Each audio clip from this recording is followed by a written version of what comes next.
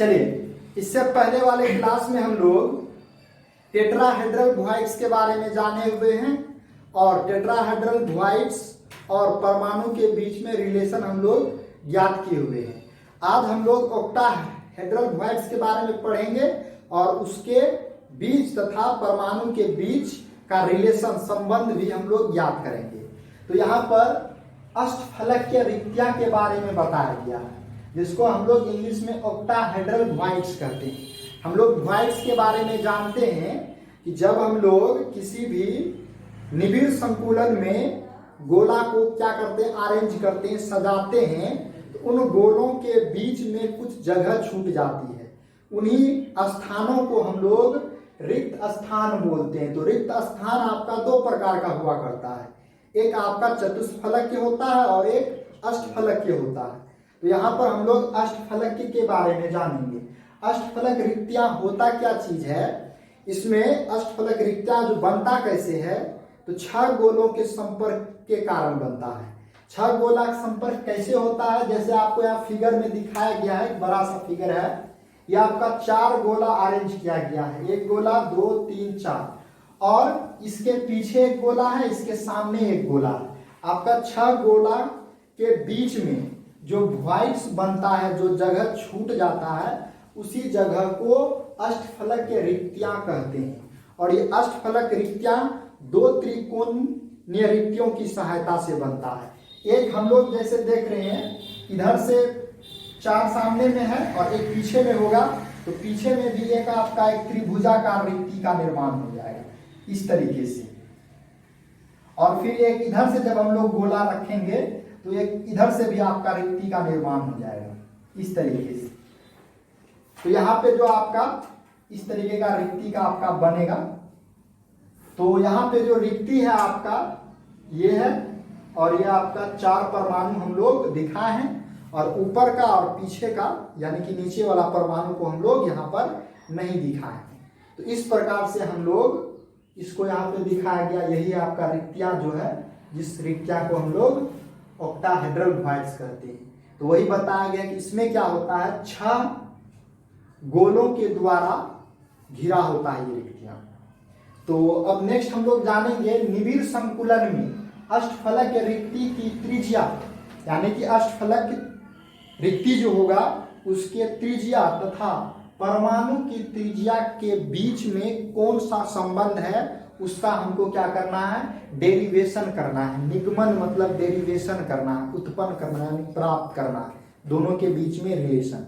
तो रिलेशन हम लोग ज्ञात करने के लिए हमेशा क्या करते हैं, मान लेते हैं। हम लोग चूंकि जानते हैं, हम लोग माना कि अष्टफलक रिक्ति की त्रिज्या r है। ये आप लोग यहाँ पर देखिए, ये 4 गोला है, परमाणु है, इसके बीच में आपका ये रिक्ति का निर्माण हुआ। इस रिक्ति की ये वाला जो भाग है आपका त्रिज्या कहलाता है, ये वाला भी त्रिज्या कहलाता है। तो ये आपका एक गोला के रूप में होता है, इसीलिए हम लोग इस अष्टफलकीय रिक्ति की त्रिज्या को स्मॉल आर मान लिए हैं। तथा ये परमाणु की त्रिज्या, जो ये परमाणु है आपका बड़ा वाला है, ये आपका r हो गया, ये भी आपका r हो गया, इधर भी आपका r हो गया, ये भी r हो गया, ये भी r, ये भी r है।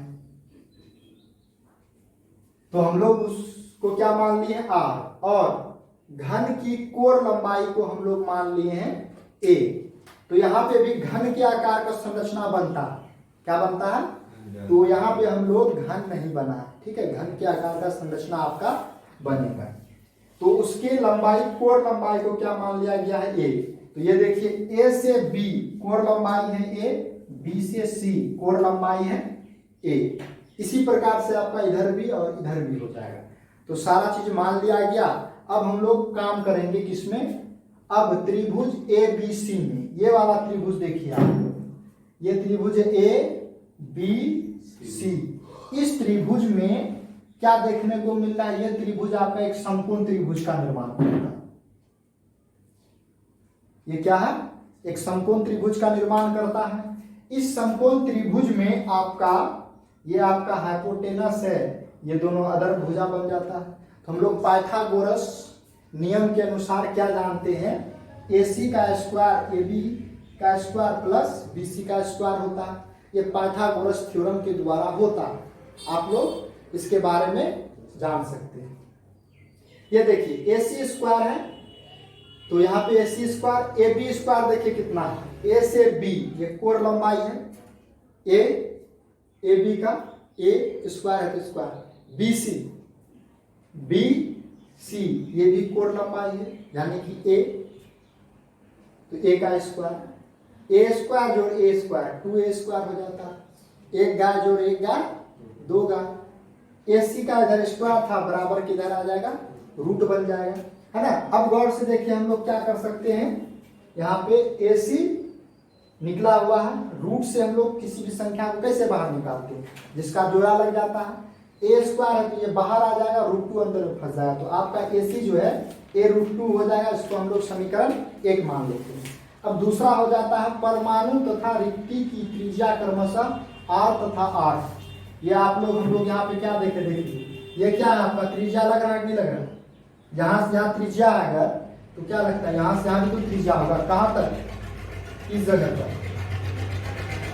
फिर उसी प्रकार यहाँ से यहाँ तक परमाणु की त्रिज्या, कोई दिक्कत, ये आपका ये परमाणु है, ये परमाणु की त्रिज्या R और कैपिटल R हो गया। ये आपका रिक्ति है, तो रिक्ति में ये R है, ये R है, तो हम लोग यहाँ से क्या लिख सकते हैं, ये टोटल लंबाई क्या है AC है, इसको कह सकते हैं AC इज इक्वल टू कितना होगा, R जोड़ R और बीच में 2R है, वही से लिखा गया R plus 2R plus R।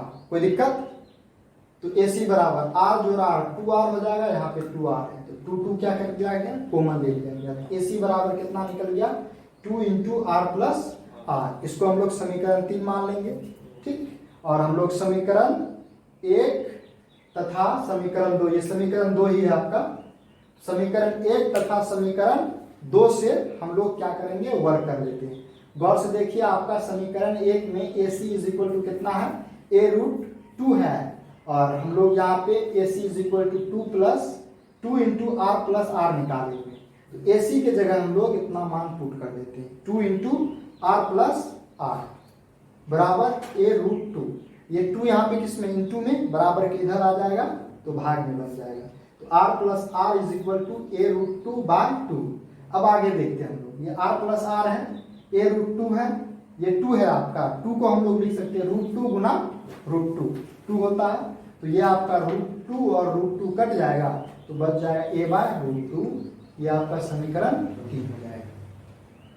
चलिए अब हम लोग आगे फिर देखेंगे, since AB is equal to आपका क्या होगा A, ये देखिए AB ये क्या है, एज लेंथ है, कोण लंबाई है घन का जो कि A के बराबर है।